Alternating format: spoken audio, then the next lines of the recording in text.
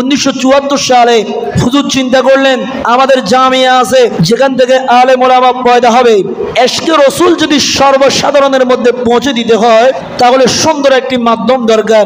হুজুর বললেন আপনারা 12 রবিউল আউয়াল পবিত্র জশ্নে জুলুস বের করবেন। আঞ্জুমান রহমানিয়া আহমদিয়া সুন্নিয়া ট্রাস্টকে নির্দেশ দিয়েছেন 1974 সালে বাংলাদেশের মধ্যে গৌসে জামান তৈয়ব শাহ রাদিয়াল্লাহু তাআলা আনহুর নির্দেশে সর্বপ্রথম চট্টগ্রাম বলুয়াদ্দিগির খানকা শরীফ থেকে জশ্নে জুলুস বের হয়েছে। জোরে বলুন সুবহানাল্লাহ।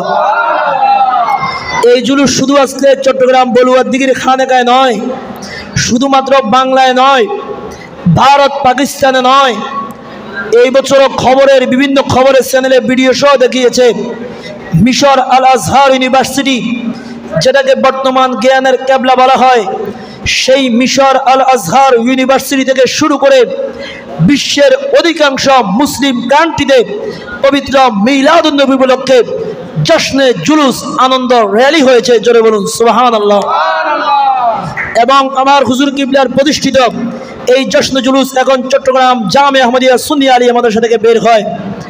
এই বছর আমাদের ফেয়ার ভাই সেখানে গেছে, অন্তত প্রায় অল্প কম 1 কোটির মতো মানুষ এই বছর চট্টগ্রাম ঐতিহাসিক বিশ্বের সর্ববৃহৎ জশ্নে জুলুসে আওলাদ রাসূলের সদারতে অংশগ্রহণ করেছে। জোরে বলুন সুবহানাল্লাহ।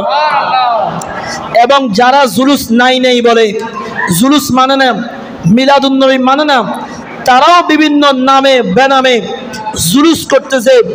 সিরাতুন নবী উপলক্ষে বিভিন্ন জায়গায় পোস্টার ছাপিয়ে র্যালি করতেছে, আনন্দ মিছিল করতেছে। এবং শুধু এখানেই সীমাবদ্ধ নয়, বিভিন্ন জায়গার মধ্যে মাহফিলের আয়োজন করতেছে। এটা গৌসে জামান হুজুর কিবলার একটি বড় কেরামত। শুধু তাই নয়, আল্লাহর কোরআনের ভাষ্য অনুযায়ী এটা আল্লাহর কোরআনের নির্দেশ। কারণ আল্লাহ পাকের কোরআন বলছে ওয়ারাফা'না লাকা যিকরাক, আমার নবীর জিকির, আমার নবীর শান-মান কিয়ামত পর্যন্ত বাড়তে থাকবে। কেউ আমার নবীর শান কমাইতে পারবে না।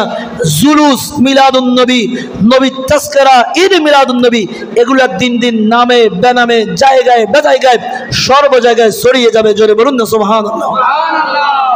নারে তাকবীর।